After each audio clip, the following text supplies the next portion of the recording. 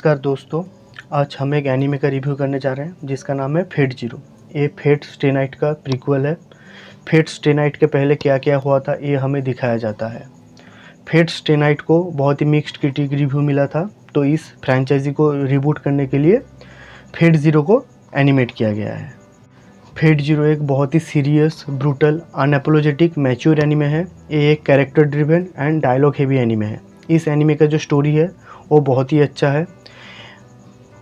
इस एनीमे में जो होली ग्रेल वॉर का जो एक सिनेरियो दिखाया गया है और उस वॉर में कैसे पास्ट के जो हीरोज़ है वो फाइट करते हैं, वो देखने में हमें बहुत ही अच्छा लगता है।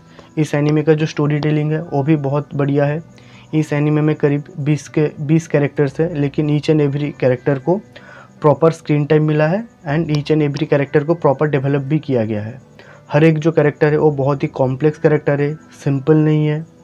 और यहीं पे ही कैरेक्टर कॉम्प्लेक्स होने के वजह से ये एनीमे साइन करता है। मास्टर्स और सर्वेंट लोगों के बीच में जो रिलेशनशिप दिखाया गया है वो भी बहुत अच्छे तरीके से बिल्डअप किया गया है। Each and every master servant relationship एक दूसरे से अलग है, हर एक का एक अलग ही कैरेक्टरिस्टिक्स रहता है। कुछ रिलेशनशिप बहुत ही सिंपल है, लेकिन कुछ बहुत ही कॉम्प्लिकेटेड है, कॉम्प्लेक्स है। और इस एनिमे में जो डायलॉग लिखा गया है वो भी बहुत बढ़िया है और हमें बहुत सारे डायलॉग सुनने के लिए मिलता है जो बहुत ही इम्पैक्टफुल है। इस एनिमे में जितने भी सारे कैरेक्टर है वो सारे मैच्योर कैरेक्टर है। कोई भी हमें सिलीनेस देखने को नहीं मिलता है।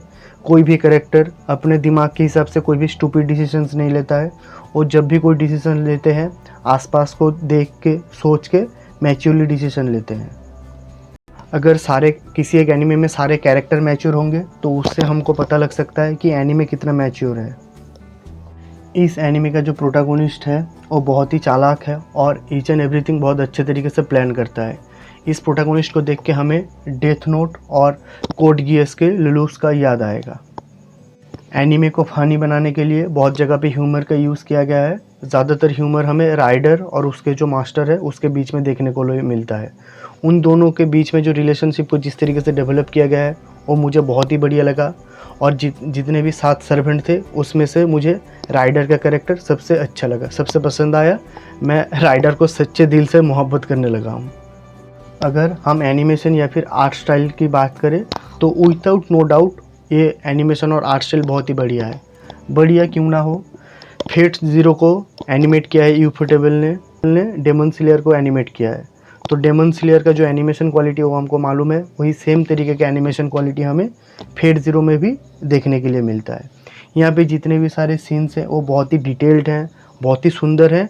और जो ट्रांजिशंस देखने को मिलता है दोनों सीन्स के बीच में वो भी बहुत फ्लूइड है। इस एनीमे में बहुत जगह पे सीजीआई का यूज़ किया गया है, लेकिन ज़्यादातर मुझे एनीमे में सीजीआई देखना पसंद नहीं है। लेकिन इस एनीमे में सीजीआई और एनिमेशन को एक परफेक्टली ब्लेंड किया गया है। कुछ कुछ जगह पे हमें CGI out of the place लग सकता है, लेकिन अगर हम इस एनीमे को एचडी में देखेंगे तो ये हमारे आँखों को सुकून दिलाएगा।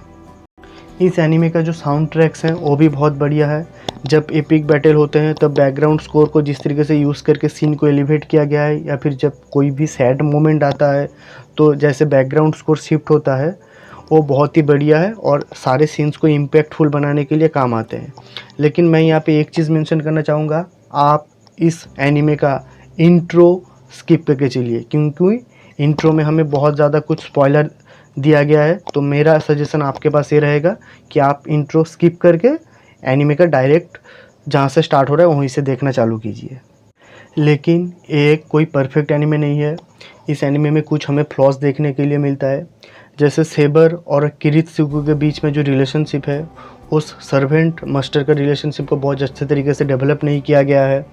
मैं सेबर और किरित्सुगु के बीच में एक दो कन्वर्सेशन देखना चाहता हूँ। उन दोनों के बीच में जो कन्वर्सेशन दिखाया गया है वो बहुत ही कम है।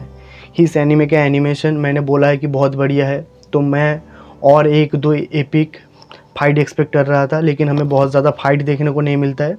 लेकिन इससे मेरा कुछ ज़्यादा कॉम्प्लेन नहीं है, क्योंकि ये एक बहुत ही character driven, plot driven anime है। अगर यहाँ पे कोई अननेसेसरी हमें फाइट देखने के लिए मिलता तो उस प्लॉट को या फिर जो स्टोरी को है उसको थमा देता। तो अननेसेसरी कोई फाइट नहीं है, लेकिन अगर एक दो एपिक बैटल मोमेंट और रहते तो हमें देखने के लिए अच्छा लगता। ओवरऑल मैं इस एनिमे के लिए बात करना चाहूँगा तो ये एक बहुत ही बढ़िया एपिक एनिमे है जो आपको ज़्यादातर देखने के लिए नहीं मिलता है। और सबसे बढ़िया बात है, ये एक मैच्योर एनिमे है जो इसको बाकी एनिमे से अलग बनाता है। ये हम ऐसे नहीं बोल सकते हैं कि बेस्ट एनिमे है, लेकिन आज तक मैंने जितने सारे एनिमे को देखा है, अगर मैं मैच्योर एनिमे का बात करूं तो Fate Zero is one of the best mature anime I have ever scene.